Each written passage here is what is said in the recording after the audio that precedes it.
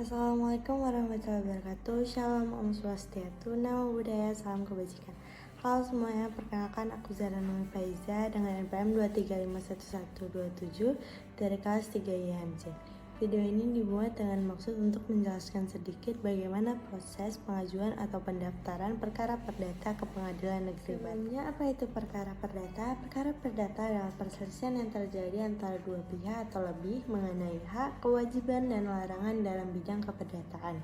Contoh perkara perdata antara lain ialah perselisihan antara jual beli, perselisihan antara sewa menyewa, serta perselisihan mengenai pembagian waris. Proses pengajuan pendaftaran permohonan atau gugatan perkara perdata ke PN Batam ialah yang pertama, pihak berperkara datang ke PN Batam dengan membawa surat gugatan atau permohonan minimal 2 rangkap dan menghadap ke petugas pada meja pertama.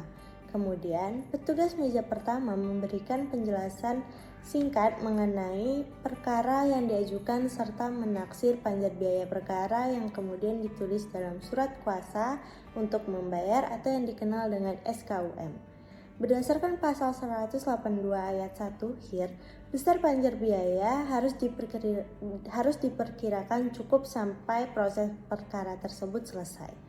Selanjutnya, petugas meja pertama menyerahkan kembali surat gugatan atau permohonan kepada pihak pertama disertai SKUM dengan jumlah 3 rangkap.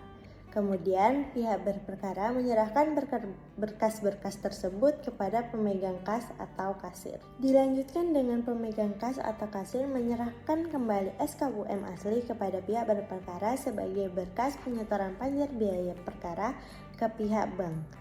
Kemudian, pihak berperkara mendatangi loket pembayaran di bank dan mengisi slip penyetoran panjar biaya perkara. Pengisian data dalam slip bank harus sesuai dengan data-data yang ada di SKUM. Setelah pengisian data selesai, pihak berperkara menyerahkan slip bank dan menyetorkan uang sejumlah yang tertera dalam slip bank kepada pihak bank.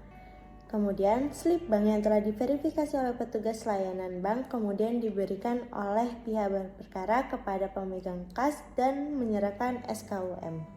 Selanjutnya, setelah pemegang kas memverifikasi keakuratan slip bank dan mengembalikan slip tersebut ke pihak berperkara, maka pemegang kas memberikan stempel lunas pada SKUM dan menyerahkan kembali kepada pihak berperkara dan tindasan pertama SKUM juga surat gugatan atau permohonan yang bersangkutan.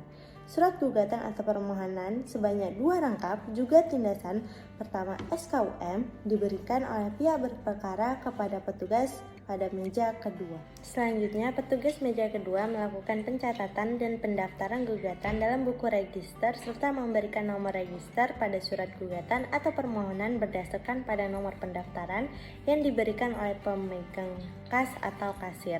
Kemudian, petugas meja kedua memberikan kembali surat gugatan atau permohonan yang telah diberikan nomor register kepada pihak berperkara.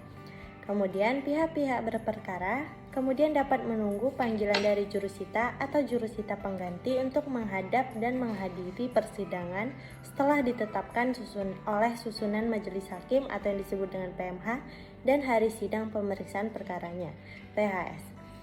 Yang terakhir ialah untuk perkembangan proses perkara dapat dipantau secara langsung melalui Sistem Informasi Penelusuran Perkara SIPP Pengadilan Negeri yang menjadi lokasi pengajuan perkara.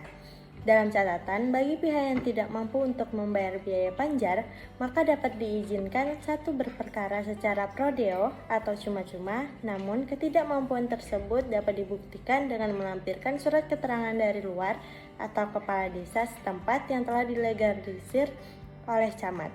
Hal ini diatur dalam pasal 237 sampai dengan pasal 245 HIR. Sekian video singkat mengenai proses pengajuan pendaftaran permohonan atau gugatan perkara perdata yang diajukan ke Pengadilan Negeri Batam.